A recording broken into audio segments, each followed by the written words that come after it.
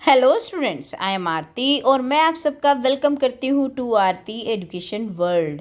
Dear students, in this video हम discuss करेंगे आपकी 9th क्लास की सोशल साइंस की वर्कशीट नंबर 65 और जिसकी डेट है 15 दिसंबर 2020। डियर स्टूडेंट्स, आज की जो आपकी वर्कशीट आई है वो आई है आपकी जो इतिहास से जो आपका पार्ट 1 है, फ्रांसीसी क्रांति, जो बहुत सारी वर्कशीट में हमने कंप्लीट किया था। तो आज हम करने वाले हैं इसकी पुनरावृत्ति और ये जो रिवीजन है ये भी आपका 3rd पार्ट आया है। ठीक है, तो जो आज की आपकी वर्कशीट आई है प्यारे बच्चों, उसमें आए हैं आपके सूत्र आधारित प्रश्न। और सूत्र आधारित प्रश्नों के लिए क्या चाहिए होता है? उनके लिए चाहिए होता है अनुच्छेद, क्योंकि अनुच्छेद में से ही छांटकर हम लिखते हैं। तो इसीलिए इस वर्कशीट में आपके टोटल 4 अनुच्छेद आए हैं। ये देख रहे हो आप, अनुच्छेद 1, इसमें 4 प्रश्न दिए गए हैं। फिर आप देखिए अगला दूसरा अनुच्छेद है, इसमें भी आपके 4 प्रश्न करने को दिए गए हैं। फिर आगे तीसरे अनुच्छेद में भी 4 आप देख सकते हैं। और जो आखिरी अनुच्छेद है, अनुच्छेद 4, इसमें भी आपको 4 प्रश्न दिखाई दे रहे हैं। हमें सारे अनुच्छेद को पढ़ना है और इनके प्रश्नों के उत्तर करने हैं। तो चलिए शुरू करते हैं आज की वर्कशीट। पूरी आबादी में लगभग 90% किसान थे, 90% किसान थे। आपको पता ही है, आपने पढ़ रखी है, आपका रिवीजन हो जाएगा बस इसको पढ़ के, है ना, अगर आपने अच्छे से पढ़ी थी पहले, क्योंकि पहले हम सब कुछ पढ़ चुके हैं। लेकिन जो ज़मीन के मालिक थे, किसानों की संख्या बहुत कम थी। मतलब वैसे तो 90% किसान रहे होंगे, लेकिन सबके पास ज़मीन नहीं थी, उनकी बहुत कम संख्या थी। केवल जो लगभग 60% ज़मीन पर कुलीनों, चर्च और तीसरे स्टेट के अमीरों का अधिकार था। ठीक है, 60% ज़मीन तो उनके ही कब्जों में थी। प्रथम जो 2 स्टेट थे, और वो कौन से थे? कुलीन वर्ग और पादरी वर्ग। उनको कुछ विशेष अधिकार जन्म से ही जन्मना मिल जाते थे, जन्म से ही प्राप्त होते थे। और वो क्या था? उनमें से सबसे इम्पोर्टेंट जो उनका विशेष अधिकार था, जो उन्हें स्पेशल राइट मिला हुआ था, कि वो राज्य को दिए जाने वाले करों से उन्हें छूट मिलती है। अभी पीछे हमने वर्कशीट आई थी, उसमें भी एक क्वेश्चन के आंसर में क्वेश्चन आया था, उसमें भी हमने लिखा था। कुलीन वर्ग को कुछ अन्य सामंती विशेषाधिकार भी मिले हुए थे कुलीन वर्ग को। और वो क्या था? वह किसानों से सामंती कर भी वसूल करते थे, भाई हमारा भी कर दो। और किसान अपने स्वामी की सेवा करना, स्वामी के घर व खेतों में काम करना, सैन्य सेवाएं देना और सड़कों के निर्माण में सहयोग में भी आदि में काम करने के लिए बाध्य थे। मतलब इतने सारे काम किसानों को करने पड़ते थे। तो चलिए अब इस अनुच्छेद 1 के जो क्वेश्चन है हमने यहाँ पे दिए हैं, तो यहाँ पे कर लेते हैं हम इन क्वेश्चंस के आंसर।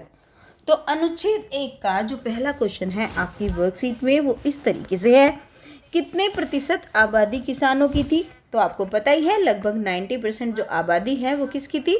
किसानों की थी। तो आप इसका उत्तर इस तरीके से लिख देंगे और ये हो जाएगा आपका पहले प्रश्न का उत्तर। ठीक है, चलिए अब चलते हैं दूसरे प्रश्न की तरफ। दूसरा प्रश्न है आपका, किन वर्गों को जन्मना विशेष अधिकार प्राप्त थे? तो इसका उत्तर लिख देंगे। जो प्रथम 2 स्टेट थे, कुलीन वर्ग और पादरी वर्ग, उनके लोगों को कुछ विशेषाधिकार प्राप्त थे। ये तो बहुत ही इजी वर्कशीट है, क्योंकि हमें पैराग्राफ में से क्वेश्चंस के आंसर्स मिल जाएंगे आसानी से।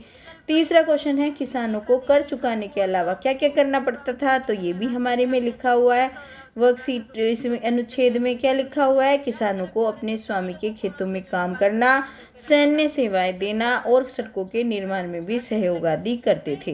तो ये सारे काम कौन करते थे? ये करते थे आपके किसान। ठीक है, चलिए अब आते हैं आपके प्रश्न नंबर 4 की तरफ। प्रश्न नंबर 4 जो आपकी वर्कशीट में पूछ रहा है कि प्रथम और द्वितीय एस्टेट को मिलने वाली सबसे महत्वपूर्ण अधिकार कौन सा था? तो हमें पता ही है, उनका सबसे महत्वपूर्ण विशेष अधिकार था राज्य को दिए जाने वाले जो कर थे उनमें उन्हें छूट प्राप्त थी। तो ये हो गया हमारा अनुच्छेद 1 के चारों प्रश्नों के उत्तर। अब पढ़ेंगे हम जो हमारा अनुच्छेद 2 है उसमें क्या दिया गया है और उसमें क्या क्वेश्चन पूछे गए हैं। देखिए, अनुच्छेद 2 कहता है, स्वतंत्रता और जनवादी अधिकारों के विचार फ्रांसीसी क्रांति की सबसे महत्वपूर्ण विरासत थी, है ना। जो स्वतंत्रता और जनवादी अधिकारों के जो विचार आ रहे थे वो सबसे महत्वपूर्ण यही थी उसमें, है ना, क्योंकि वो लोग स्वतंत्रता चाहते थे और जन थे, जो लोग थे उनके अधिकार चाहते थे। ये विचार 19वीं सदी में फ्रांस से निकलकर यूरोप में भी फैल गए। पहले तो ये फ्रांस में आए, लेकिन उसके बाद धीरे धीरे सारे यूरोपियन कंट्रीज़ में फैल गए। इसके कारण यहाँ सामंती व्यवस्था का नाश हुआ। ठीक है। औपनिवेशिक समाजों ने संप्रभु राष्ट्र राज्य की स्थापना के अपने आंदोलन में दासता से मुक्ति के लिए विचार को एक नई परिभाषा दी। तो ये हमने पढ़ लिया। अब कर लेते हैं अनुच्छेद 2 के प्रश्नों के उत्तर। चलिए अनुच्छेद 2 पे आ जाते हैं। अनुच्छेद 2 में आपका पहला प्रश्न पूछा गया है, क्या पूछा गया है कि फ्रांसीसी क्रांति की सबसे महत्वपूर्ण विरासत कौन सी थी? तो स्वतंत्रता और जनवादी अधिकारों के विचार जो आपकी फ्रांसीसी क्रांति, ये आप यहाँ पे फ्रांसीसी लिखेंगे या क्रांति लिख लो, बस इसको छोड़िए। स्वतंत्रता और जनवादी अधिकारों के विचार क्रांति के सबसे महत्वपूर्ण विरासत थे, इतना लिख लीजिए, काफ़ी है आपके लिए। ठीक है, क्योंकि हम फ्रांसीसी क्रांति की ही बात कर रहे हैं। प्रश्न 2 आपका पूछा गया है आपकी वर्कशीट में कि सामंती व्यवस्था के अंत का क्या कारण था? तो फ्रांसीसी क्रांति के फैलने के कारण यहाँ सामंती व्यवस्था का अंत हुआ, है ना, सब जगह जो फैल गया था। प्रश्न नंबर 3, फ्रांसीसी क्रांति ने यूरोप को किस प्रकार प्रभावित करा? तो ये तो आपको पता ही है कि फ्रांसीसी क्रांति के विचार 19वीं सदी में फ्रांस से निकलकर बाकी यूरोप में भी फैल गए थे। इस तरीके से पूरे यूरोप को प्रभावित कर दिया था। अब प्रश्न नंबर 4 है आपके अनुच्छेद 2 का कि फ्रांसीसी क्रांति ने दास प्रथा को किस प्रकार प्रभावित किया। अब ये आपके जो अनुच्छेद है इसमें नहीं दिया गया। आप इसका उत्तर इस तरीके से दें, क्योंकि हमने पढ़ रखा है। सन 1794 के कन्वेंशन ने फ्रांसीसी उपनिवेशों में सभी दासों की मुक्ति का कानून पारित कर दिया था, है ना। तो इस वजह से जो क्या है, दास प्रथा को इस तरीके से उन्होंने प्रभावित किया। चलिए अब आ जाते हैं आपके अनुच्छेद 3 को पढ़ लेते हैं। अनुच्छेद 3 में थोड़ा सा महिलाओं के बारे में जिक्र किया गया है और महिलाओं के बारे में क्या बताया गया है फ्रांसीसी क्रांति के संबंध में, चलिए देख लेते हैं। महिलाएं इस बात से निराश हुई कि 1791 के संविधान में उन्हें निष्क्रिय नागरिक का दर्जा दे दिया गया। बड़ी विडंबना की बात है कि उनको कोई नागरिक ही नहीं, नागरिक समझा जा रहा है लेकिन निष्क्रिय। महिलाओं ने मताधिकार, असेंबली के लिए चुने जाने राजनीतिक पदों की मांग रखी। भाई हमें भी चाहिए, मताधिकार भी करना है, असेंबली के लिए भी चुनो और राजनीतिक पद भी दो। उनका मानना यह था कि तभी जो नई सरकार है उनके हितों का जो प्रतिनिधित्व तभी तो करेगा, कोई महिला होगी, वह कोई महिला ही नहीं होगी तो उनके बारे में कौन सोचेगा। ठीक है, तो चलिए कर लेते हैं इसके जो भी 4 प्रश्न दिए गए हैं अनुच्छेद 3 के, उसको कर लेते हैं। पहला प्रश्न है 1791 के संविधान में सक्रिय नागरिक का दर्जा किसे नहीं दिया गया? तो किसे नहीं दिया गया, इसका किस तरीके से करेंगे प्यारे बच्चों, किसे, है ना, इसे से कर लेना। किसे नहीं दिया गया? 1791 के संविधान में महिलाओं को निष्क्रिय नागरिक का दर्जा दिया गया, है ना, तो हमें पता चल गया इनको दिया गया। अब दूसरे क्वेश्चन में महिलाओं ने क्या मांग रखी, तो आप बता दीजिए इसका उत्तर। क्या बताएंगे आप इसका उत्तर? महिलाओं ने मताधिकार, असेंबली के लिए चुने जाने तथा राजनीतिक पदों की मांग रखी। भाई हमें भी ये चाहिए। ठीक है, उन्होंने बोला मताधिकार चाहिए, असेंबली के लिए चुने जाने चाहिए हम, और राजनीतिक पदों की, ये तीनों उन्होंने मांग रखी। प्रश्न नंबर 3 पूछा है महिलाओं के राजनीतिक अधिकारों की मांग क्यों रखी महिलाओं ने? तो इसका उत्तर आप इस तरीके से देंगे कि महिलाओं ने राजनीतिक अधिकारों की मांगे इसलिए रखी क्योंकि उनका मानना था तभी नई सरकार में उनके हितों का प्रतिनिधित्व हो पाएगा। तो ये हो गया आपका तीसरे प्रश्न का उत्तर। अब चौथे प्रश्न में क्या क्वेश्चन दिया गया है, महिलाओं को समान अधिकार मिलने से क्या परिवर्तन आ सकता है?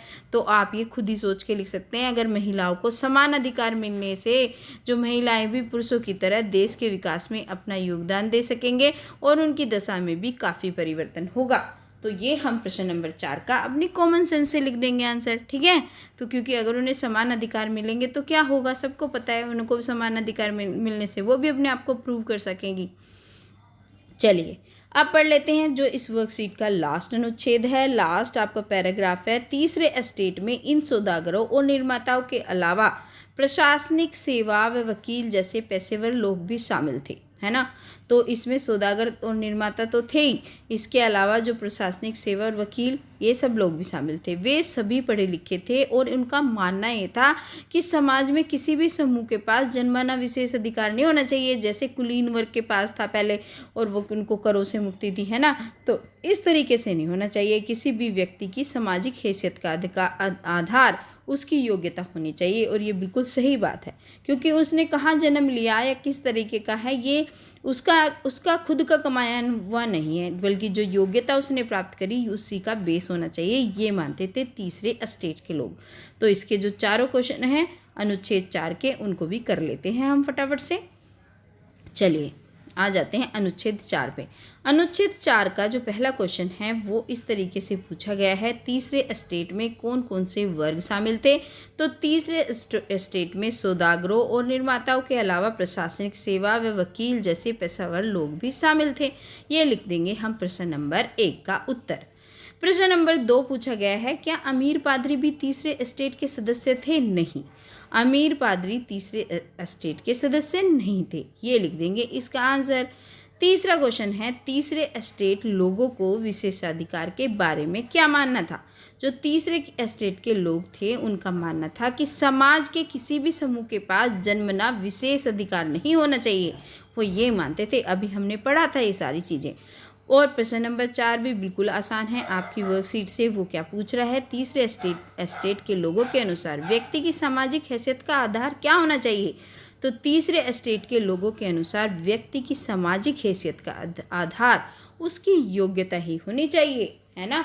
तो ये मानते थे तीसरे स्टेट के लोग। तो बच्चों ये थी आज की आपकी थोड़ी सी लेंथी ज़रूर थी, लेकिन थी बेहद रोचक और बहुत ही आसान वर्कशीट आपकी सोशल साइंस की। और आशा करती हूँ आपको अच्छी लगी होगी और वीडियो आपके लिए बेनिफिशियल होगी। और बच्चों अगर आप चाहते हो मैं इसी तरीके से आपके लिए वीडियो बनाती रहूँ तो प्लीज़ लाइक, कमेंट, शेयर और सब्सक्राइब ज़रूर करें। अपने सारे दोस्तों को शेयर करें। सब्सक्राइब जब करें आप चैनल को तो नोटिफिकेशन बेल भी दबाएं, जिससे वीडियो के नोटिफिकेशन आपको सबसे पहले मिले। Thank you students.